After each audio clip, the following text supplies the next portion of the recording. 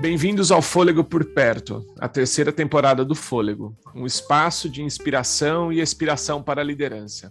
Com muitas experiências, aprendizados, reflexões de quem está no flow, vivendo o espírito da época.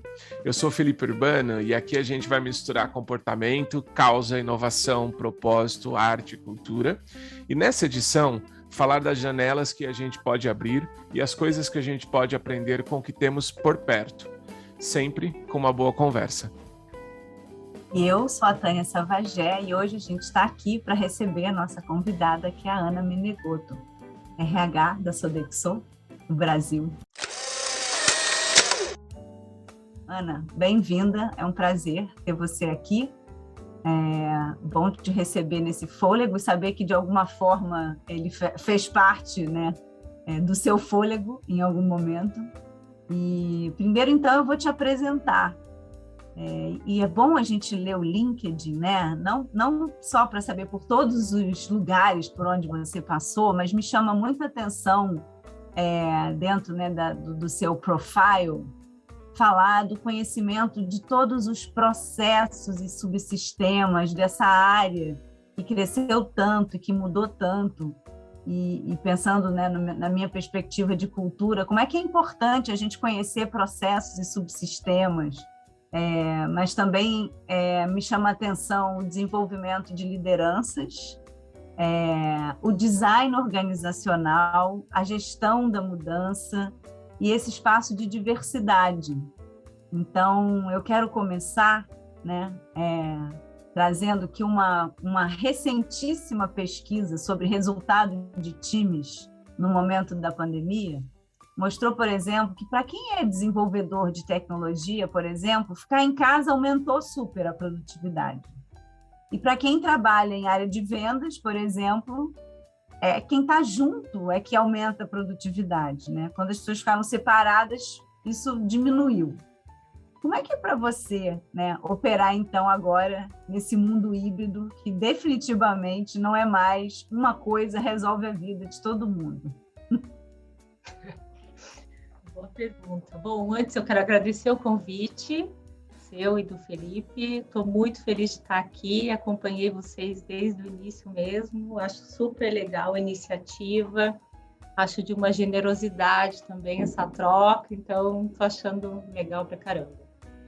Olha só, eu acho que quando eu vejo o cenário que a gente tinha antes da pandemia e depois, foi uma mega de uma oportunidade, tem sido para o RH integrar as coisas. Porque a verdade para mim é que uma coisa nunca serviu, nunca teve isso de one size fits all.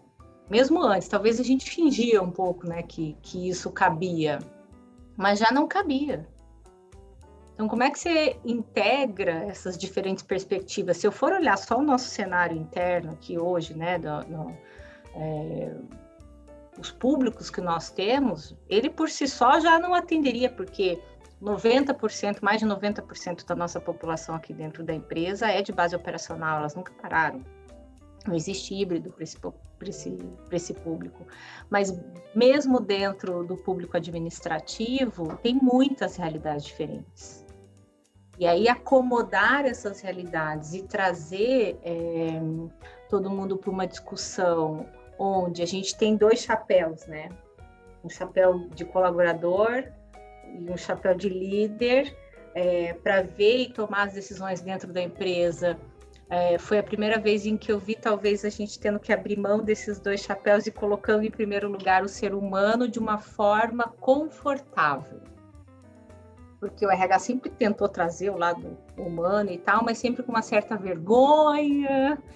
Será que eu tenho esse espaço ou não? E a gente ficou por um tempo, sei lá, quando a gente olha o histórico, né, do desenvolvimento da área de recursos humanos dentro das empresas, você vê algo que antes estava numa polaridade, então é aquele pessoal que só faz coisa soft, depois o RH tentou se afirmar e foi para outra polaridade, eu só vejo números e resultado, e acho que a pandemia trouxe um conforto para a gente juntar as duas coisas, assim, tem que olhar o número, tem que olhar o dado, tem que olhar o resultado, mas tem humanos ali e é complexo, e eu tenho que ter essa lente da complexidade para poder integrar quadrantes, senão não rola, né? Então, eu acho que é isso.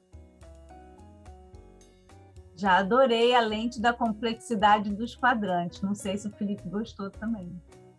Já vou conectar. Eu falei que a citação que eu mais uso aqui é do Edgar Morin, que mais importante, uma cabeça cheia, uma cabeça bem feita e complexa, aquilo que é tecido junto. Eu adoro essas expressões do Morin, porque é interessante isso, né? Antes da gente começar aqui, a gente estava falando sobre cargos. Você usou uma expressão de cargos muito interessante.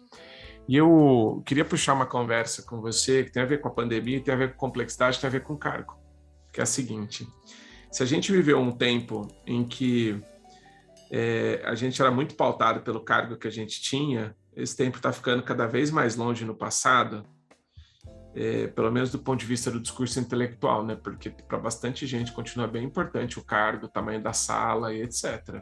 Bastante gente continua importante isso. A Tânia está rindo. E nesse espaço, se a gente tinha um polo que estava o cargo, a liderança estava presa no cargo, no outro agora, me parece que a gente tem um líder meio 24/7. Então, a minha experiência estava presa no nome, e agora ela está inundando a minha vida. Então, eu sou líder o tempo todo. E é engraçado, porque é muito natural no meio da pandemia, que a pessoa estava em casa tomando decisão, por exemplo, e assumindo protagonismo, e se lançando à frente dos temas, ele acabar de tomar uma decisão, assumir a posição da cadeira de liderança que ele precisava ter, virar do lado e querer ser líder da mulher, do companheiro, e daí confunde tudo, né, gente? A gente não é líder o tempo todo. Então eu queria te escutar um pouco, Ana, gostei muito do que você disse antes. Qual que é esse espaço de sentar na janelinha, assim, do líder? Sabe, tem hora que a gente só é alguém que está sendo mandado, tem hora que a gente não está liderando. Como que você vê esse movimento de sentar na janelinha da liderança, eu não sou líder o tempo inteiro? De trazer o conforto de ser o que se é, né? Talvez, eu acho que tem esse espaço dentro da organização. Eu tenho visto algumas organizações evoluindo nesse aspecto, assim. Qual é o nível de consciência que os líderes precisam ter para poder trabalhar e sentar nessa janelinha sendo quem eles são, sem precisar representar um papel o tempo inteiro, né?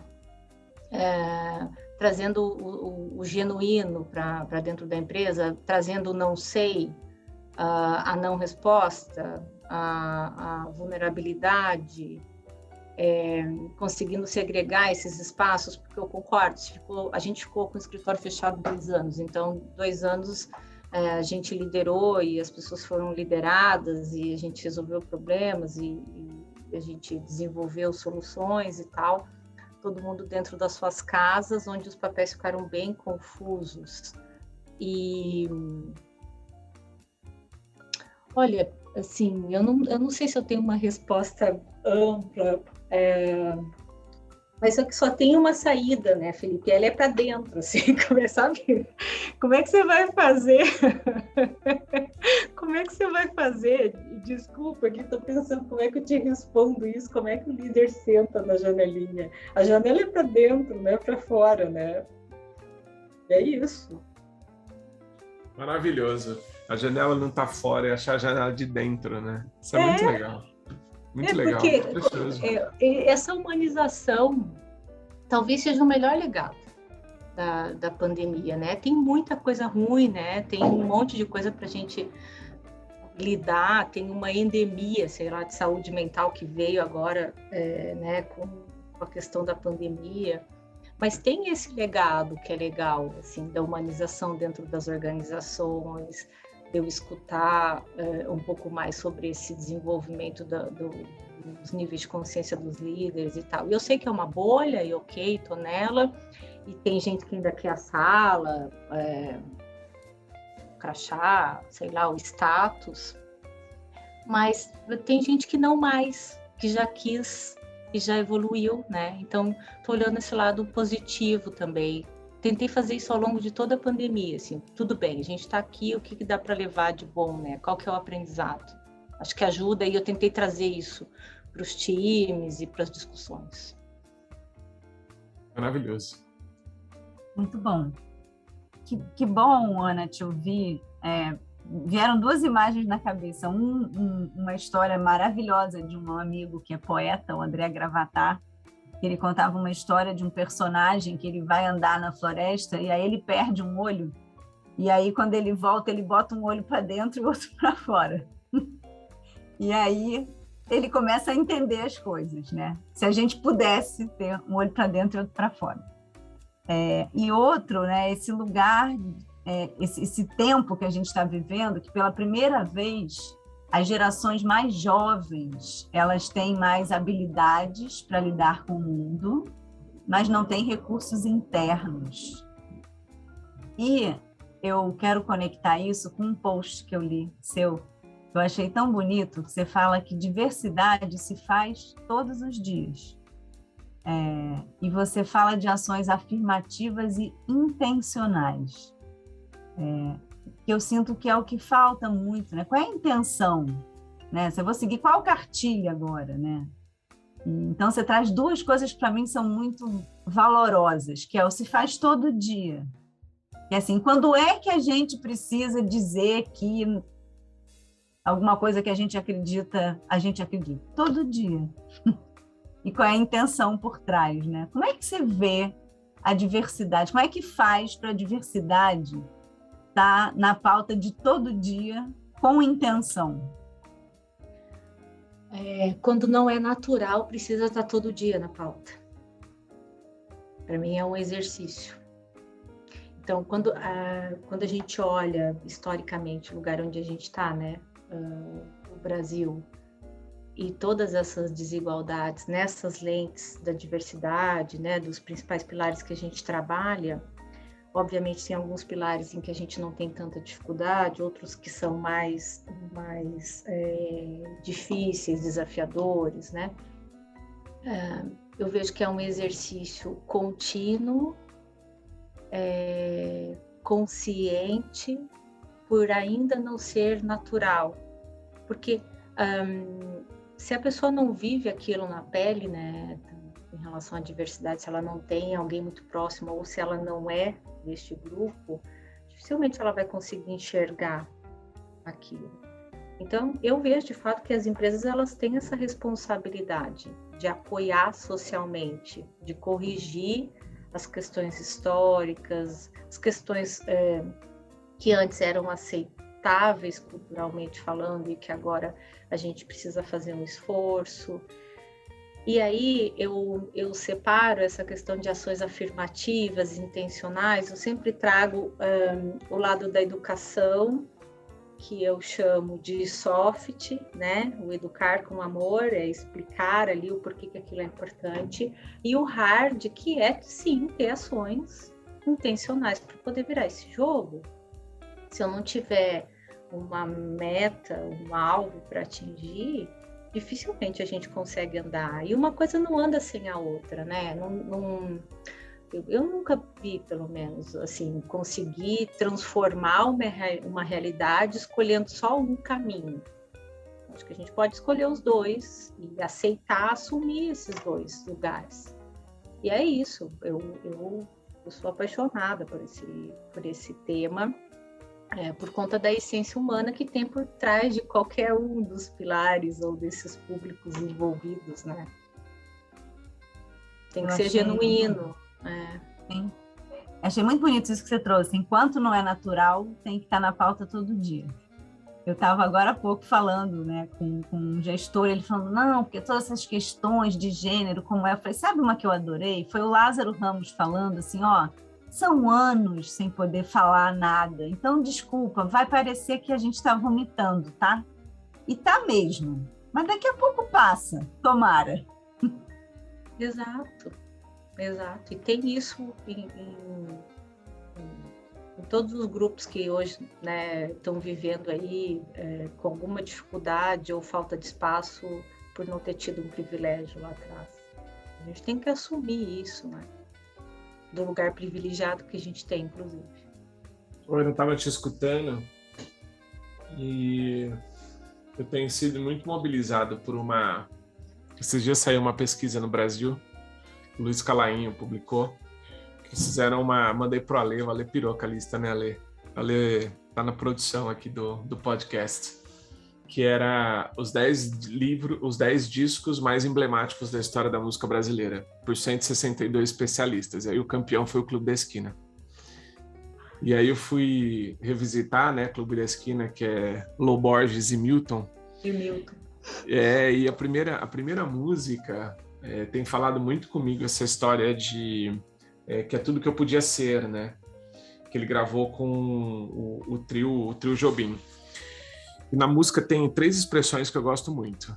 Que ele começa de aquilo que eu queria ser, aquilo que eu deveria ser e aquilo que eu podia ser. Aquilo que eu queria, aquilo que eu deveria e aquilo que eu podia ser. O que você acha que hoje a gente deveria querer e a gente não quer dentro do mundo corporativo? De uma forma geral, quando você olha para o mundo corporativo, eu estou pegando o primeiro estágio, tá? De desejo. O que a gente deveria estar desejando nesse mundo que a gente está vivendo, do nosso trabalho no dia a dia? A gente deveria desejar uma facilidade nas relações que poderiam acontecer e que não acontecem, e aí a gente trata da dificuldade nas relações e nos conflitos que isso traz e nos impactos que isso geram de uma forma como se isso não tivesse como ser diferente. A gente assumiu, as consultorias existem só por conta disso, inclusive, para ajudar as empresas, as de desenvolvimento humano, né? Para ajudar as empresas a destravar as relações, porque a gente criou um cenário tamanho e tão emaranhado que parece impossível que as relações sejam mais simplificadas. A gente é vítima da gente mesmo. Assim, a gente deveria querer diferente. E às vezes eu tenho uma angústia que parece que a gente não enxerga isso. Genial, Ana. Simplificar as relações é um super desafio, né? Esses dias eu conheci um CEO de uma grande empresa agrícola que é também produtor. E é inevitável você ter a experiência de ser produtor e não atrair simplicidade. Porque você está em contato com a terra o tempo todo, respeitando o tempo dela, né? Então é muito, muito bonito você trazer no que a gente deveria desejar a simplicidade das relações. Muito legal. Porque eu acho que a gente trabalha bastante, assim. Antes a gente trabalhava enquanto organizações ou área de recursos humanos, sei lá, muito focado nos processos, nos sistemas. Aí depois a gente conseguiu um espaço legal para trabalhar o indivíduo, mas as relações, elas ainda estão negligenciadas. Assim, e é ali onde está o grande nó, né? Sei que não é bonito fazer merchandising, mas na newsletter Rede de Sabedoria, que é uma outra coisa que a gente faz né, como conteúdo, que feio, né? Mas, enfim, falei. A gente falou muito que tem a cultura da inovação ou cultura da aprendizagem. A gente fala da cultura das relações. Porque eu tenho uma professora que a gente entrevistou, né, no Fôlego também, a Lourdes, e ela tem um TED maravilhoso que ela fala convivência. Eis a nossa questão. Diz aí você que está dentro de uma organização e conta aí alguma coisa que você faz que não seja em convivência, né? É ali que está, né? Como é que você constrói essas relações, enfim. E falando então de cultura, né? Você hoje está numa organização que tem uma cultura, mas que tem muita gente que precisa se relacionar com outras culturas o tempo todo, né? E eu acho isso um super desafio, né? Que é você entender a sua cultura e saber que você está ali prestando serviço para uma outra, né? E que será que prevalece, né? Como é que eu lido, né, com valores? E eu tive a oportunidade de viver momentos, né, de pessoas dessa cultura da Sodexo e desse que lindo que é poder alimentar pessoas, cuidar de um momento feliz de outras culturas, de outras organizações. Como é que é cuidar da cultura numa organização que está o tempo todo com gente lidando com outras culturas? Olha, é uma escola. Porque o que eu vejo assim, fora o aspecto que a gente tem interno, por termos aí uma série de serviços diferentes, com segmentos diferentes, isso por si só já traz várias culturas. Para a gente conseguir que um colaborador nosso viva a nossa cultura e leve essa nossa proposta de valor, né, que é estar ali no momento sagrado, um momento de prazer, um momento de qualidade de vida, um momento, enfim, pode ser ter muito significado a depender da relação que a pessoa tem com o momento de se alimentar também, né? Então, a gente, enquanto área de recursos humanos, a gente precisa desenvolver o líder, porque esse pessoal está todo descentralizado, eles não vivem a nossa cultura, eles não veem o nosso ambiente, os símbolos, nada, né?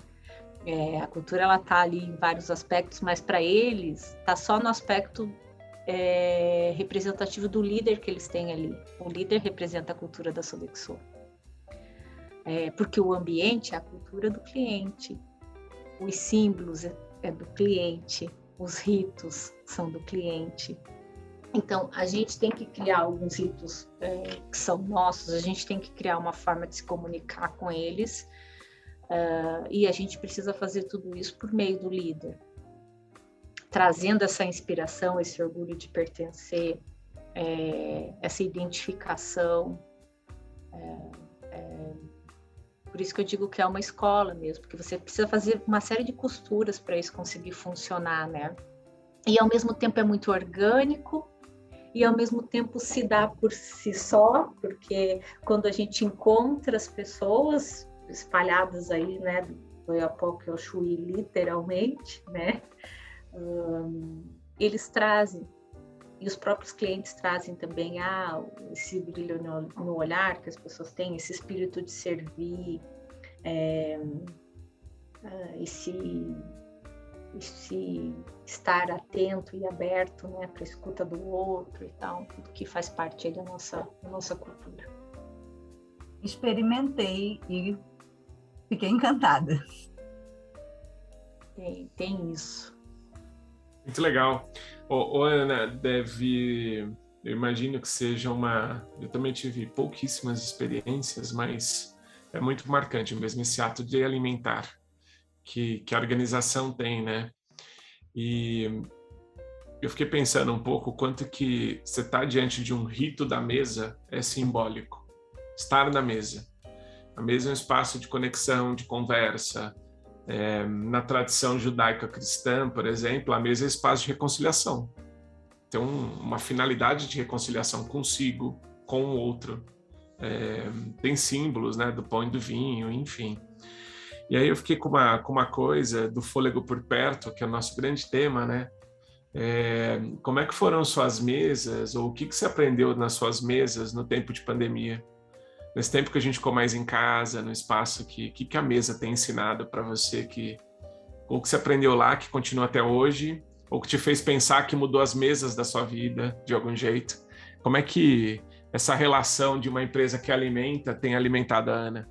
Primeiro com esse propósito, assim, gente, uma empresa de serviço, ela tem muitos desafios, e as pessoas que trabalham nela, elas têm muito, muito, muito, muito mais desafios, seja uma perspectiva social, econômica. Então, uma das coisas que apareceu bem na minha mesa foi isso, assim, esse lugar de privilégio, que tem que estar muito próximo a uma gratidão e a uma tentativa genuína de fazer a diferença com as oportunidades que você tem, porque a pandemia foi muito brutal nesse aspecto, não é só uma questão de saúde, todo mundo sabe, né? Muito mais do que isso, é social, econômica, enfim, é familiar e tal.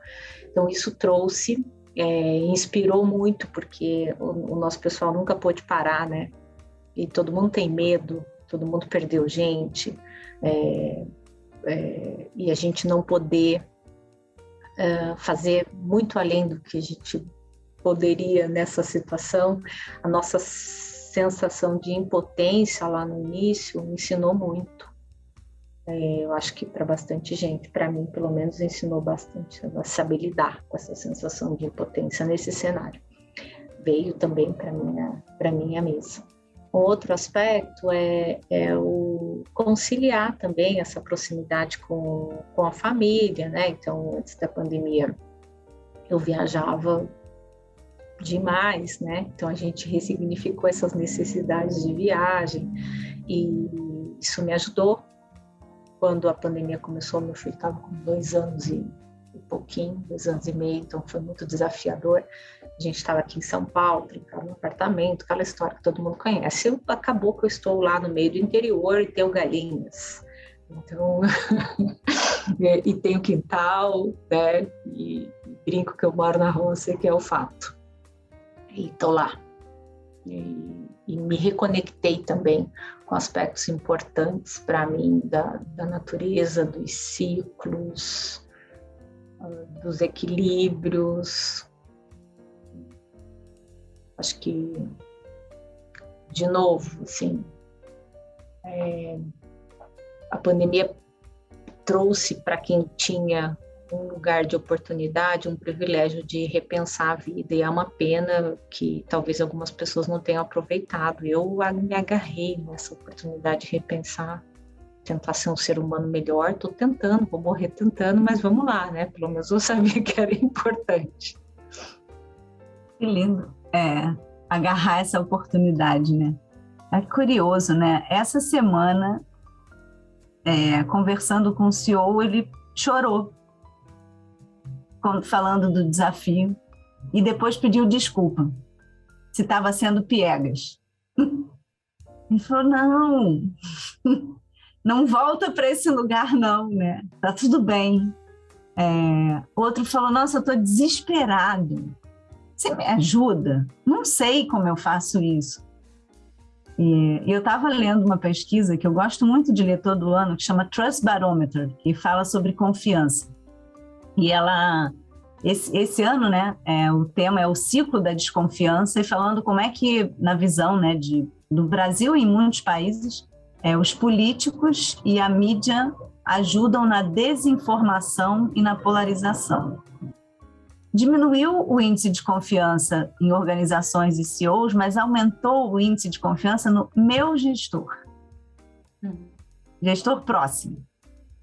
E aí eu fico pensando, vulnerabilidade, para mim, ajuda a construir confiança. E para você, como é que é isso? Contar para lideranças, pensando então no que você disse antes, né, que liderança, para mim, é a grande inspiração de cultura. Como é que lideranças lidam com vulnerabilidade, se aprenderam a vida inteira que não podia chorar, não? Tem que ressignificar, né? Não de outra forma, porque a vulnerabilidade faz parte do que é a condição humana, né? Então, se você olhar também para líderes que têm essa proximidade com o time, talvez alguns tenham um pouco mais de dificuldade de mostrar a vulnerabilidade, mas pelo menos permitem e aceitam a vulnerabilidade do outro. Pode ser um bom caminho, né? Para quem não consegue mostrar a sua, né? Se você ao menos permitir que o outro seja e se mostre vulnerável, algumas portas já se abrem. E essa confiança ali no líder, né, ela pode transcender também, porque obviamente se toda liderança der esse espaço, ela sobe, as organizações passam a ser mais confiáveis, e aí você, num ciclo um pouco maior, amplia um pouco a visão do que com certeza a mídia acaba trazendo para a gente, um viés muito grande, aí fica tudo muito polarizado, o cenário que a gente enxerga é muito pior do que a realidade, porque ele tem uma lente voltada para aquilo, né? Então o caminho é esse, como é que conta? Eu acho que tem várias coisas contando isso, né? Quando você fala que tem CEO já se abrindo a isso, eu também tenho visto esse mesmo movimento.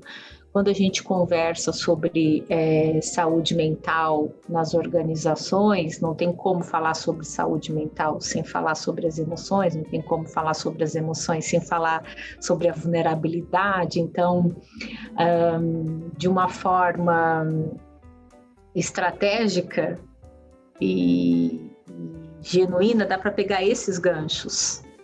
Então, se todo mundo está falando sobre saúde mental, ok, e eu estou entendendo que talvez grande parte está olhando só para o sintoma, ok também, mas o que eu posso pegar disso e aproveitar para conversar com os gestores sobre isso? Qual é o gancho que se abre, de uma forma pragmaticamente falando, que mostre para esse pessoal algum resultado? Essa luta de ter que ficar para um lado ou outro, quando ela acaba, ela fica mais fácil também, né? Então, tem que simplificar, gente. Tem que simplificar. Sem ser simplista. Sim. Não sei se dá. É curioso que a gente começou falando de complexidade e chegou no Abre a Janela falando de simplicidade. É o movimento da vida. Muito bonito, muito bonito. Ana, a gente tem um momento Abre Janela no nosso podcast e no Fôlego, Abre Janela é um espaço para a gente olhar para outros lugares. Então a gente está com o fôlego por perto. O que a gente, a hora que abre a janela, a gente precisa começar a observar dessa paisagem, né? E eu fiquei muito mobilizado com a sua fala sobre saúde mental. Recentemente, estava com um grupo de liderança e que estava sob forte pressão por conta do contexto de negócio deles. E eu fiquei pensando um pouco disso, que é diferente você ter saúde mental, por exemplo, quando o negócio está crescendo, você tem muito trabalho, que é uma saúde mental diferente de quando o negócio está passando por dificuldade e você está com o caixa baixo, que é diferente de saúde mental quando você sofre algum tipo de movimento que tira seu espaço de dignidade, ou quando você precisa ter saúde mental para saber celebrar e você não consegue. Tem gente que tem muita dificuldade de chegar no final do dia e celebrar alguma coisa, que acha que está o tempo todo devendo. E foi muito bonito te escutar nesse tempo, porque literalmente o assunto foi você, né? Sua forma de enxergar o mundo e o que você tem feito. Como é que você tem cuidado, você, da sua saúde mental, que você acha que tem te ajudado no seu exercício de liderança e que pode inspirar outras pessoas? O que eu tenho feito para mim, fora terapia, aquela coisa que a gente faz há anos, volta e para e tal... Engraçado, eu lá no começo da pandemia, depois que passou aquela situação que a gente entendeu que não ia ser só 15 dias, né? Me veio isso, assim, ok, preciso cuidar da minha saúde mental, das pessoas que estão mais próximas a mim, da melhor forma possível, para a gente tentar ter o menor impacto possível. E isso não era só na minha vida pessoal, obviamente era também das pessoas que estavam aqui dentro da organização, do meu time na ocasião, e a gente tentou fazer isso, né, com as ferramentas que a gente tinha. De lá para cá, eu achei um espaço para refletir um pouco mais, porque aquela polaridade que eu contei lá na ponta, de um RH reflexivo, humano, que estava ali só para o desenvolvimento, e depois essa questão mais pragmática, eu tenho os dois lados. E obviamente você usa, como você falou, né, a depender da necessidade, eu colocava um ou outro em prática. Então, desde então, né, desde a pandemia, eu comecei a olhar um pouco mais para esse lado adormecido. E além das práticas, né, de meditar, fazer yoga, de terapia, de ler, de troca, de laboratórios que busquei junto ao Zoom e tal, fui me organizando para estudar algumas outras coisas que eu não conseguia fazer. E agora estou numa jornada, vou contar aqui para vocês, já que eu estou nesse cenário 100% eu, né? Eu comecei agora, tá? Uma certificação em meta integral, né? Com a teoria integral do Ken Wilber, que eu sei que, assim, tem um mergulho ali que vai levar um tempo, né? E ele, sei lá, quando que eu volto para tomar um outro fôlego, viu, Felipe? E que eu fiquei meio que orbitando isso, no último ano e meio eu fiquei orbitando bem, conceitualmente falando, mas como eu sou cabeça e razão e não emoção, eu achei que eu precisava buscar alguma coisa mais vivencial. Eu acho que vai ser bem legal, assim, comecei com boas expectativas da jornada. Muito bom. Ken Wilber é alguém que tem a presunção de juntar tudo. Eu gosto dessas pessoas. Gosto. Eu assim, achei que é um caminho para quem não gosta das polaridades. Então, tô com esse livro aí. Tô feliz da vida. Muito bom.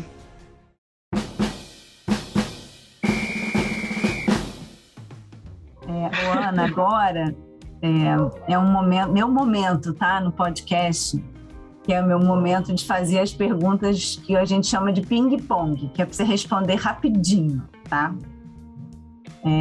Então, um livro.